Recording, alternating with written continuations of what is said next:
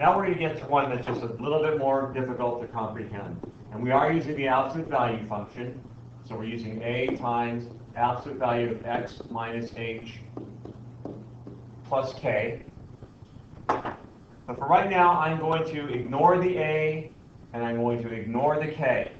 And I'm just going to talk about y equals x minus h, absolute value of x minus h. Now, I know you all remember that h stands for horizontal.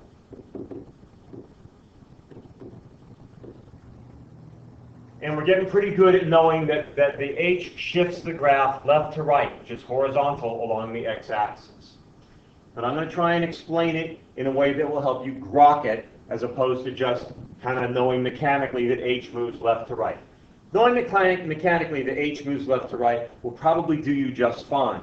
But if you grok it, it's going to make it a lot easier, especially, I'm giving you a warning here, at some point in time, probably pre-calculus, maybe calculus, we're going to insert a b in there in front of the x. But not now. I'm just giving you a little bit of warning.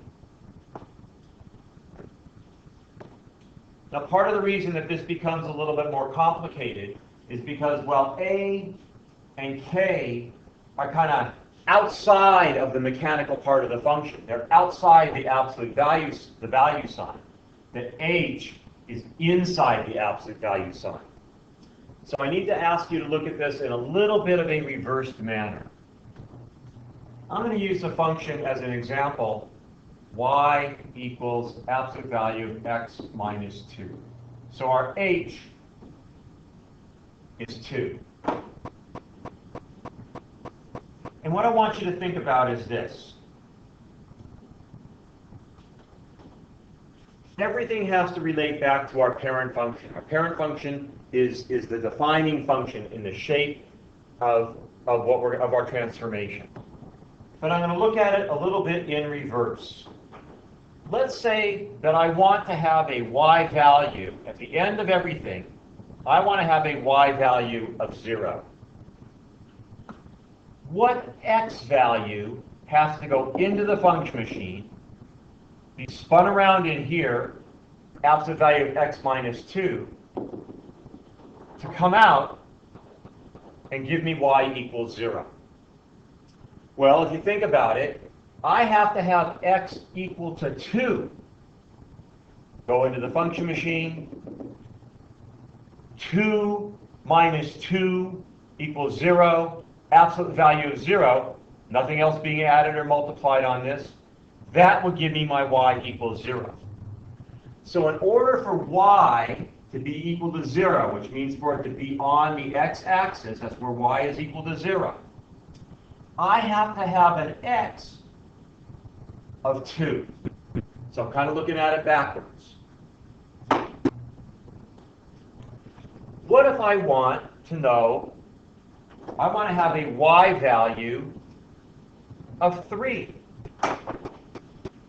Okay, I want a y value of 3. What number is going to have to go into the function machine to get me a y value of 3?